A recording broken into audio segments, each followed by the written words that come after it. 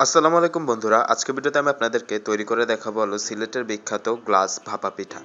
পিঠাটি তৈরির জন্য প্রথমে আমরা এক বাটিতে নিয়ে নিচ্ছি হলো 1 কাপ পরিমাণে চিনি, তাতে দিয়ে দিলাম সামান্য পরিমাণে পানি দিয়ে আমরা চিনিটাকে ভালোভাবে পানির সাথে মিশিয়ে নেব।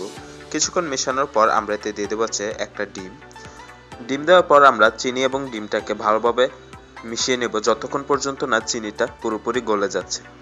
চিনিটা পুরোপুরি গলে গেলে আমরা এতে দিয়ে দেবো 250 গ্রাম পরিমাণে সুজি দেওয়ার পর আমরা ভালোভাবে সুজিটাকে মিশিয়ে নেব। প্রয়োজন হলে আরও সামান্য পরিমাণে পানি দেব যাতে মিশ্রণটা তরল হয়। তো তারপর আমরা এতে দিয়ে দেবো স্বাদ মতো লবণ দিয়ে আমরা ভালোভাবে মিশিয়ে নেব।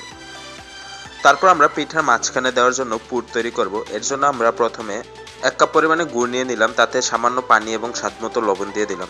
তারপর আমরা এতে দিয়ে দেবো 1 কাপ পরিমাণ নারকেল কোরানো। আপনারা যতটুকু গুড় নেবেন ততটুকু পরিমাণে নারকেল কোরানো নেবেন, তাহলে পুরটা খুব সুন্দর হবে। তারপর আমরা সবগুলোকে একসাথে ভালোভাবে জাল দিয়ে নেব যতক্ষণ পর্যন্ত না পুরটা একটু শক্ত হয়ে আসছে। পুরটা শক্ত হয়ে গেলে আমরা নামিয়ে নেব।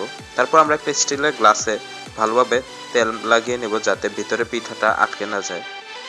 তারপর আমরা ভিতরে প্রথমে সুজির ব্যাটারটা দিয়ে দেব অল্প। তারপর আমরা নারকেলের পুরটাকে লম্বা করে এর ভিতরে দিয়ে দেব। তারপর আমরা পুরের চারপাশে আরও ব্যাটার দিয়ে দেব যাতে পুরটা পিঠার মাঝখানে থাকে। তো এইভাবে আপনারা চাইলে গ্লাসের ভিতরে খুব সুন্দরভাবে ভরে নিতে পারেন। তারপরে আপনারা চাইলে কিন্তু ছোট কাপেও তৈরি করতে পারেন। এর জন্য আমরা একইভাবে ছোট কাপে প্রথমে কিছুটা ব্যাটার দিয়ে দেব। তারপর আমরা এর মাঝ বরাবর কিছুটা নারকেলের পুর বসিয়ে নেব।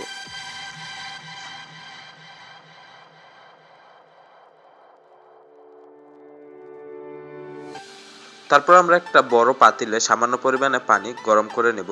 তার উপরে আমরা পিঠাগুলোকে ভালোভাবে বসিয়ে ঢাকনা দিয়ে ঢেকে প্রায় 15 থেকে 20 মিনিট পর্যন্ত ভাপ দেব। যখন এর ভিতরে কাঠি ঢুকালে পরিষ্কার হয়ে বেরিয়ে আসবে তখন বুঝতে হবে যে পিঠাটা হয়ে গেছে। তারপর আমরা পিঠাটাকে কাপ থেকে বের করে কেটে নেব। তো আশা করি আজকে ভিডিওটা আপনাদের কাছে ভালো লাগছে। ভালো লাগলে অবশ্যই একটু লাইক করে দিবেন এবং আমাদের চ্যানেলটিকে সাবস্ক্রাইব করে দেবেন এরকম আরও নতুন নতুন ও সুন্দর সুন্দর ভিডিওর জন্য। ধন্যবাদ।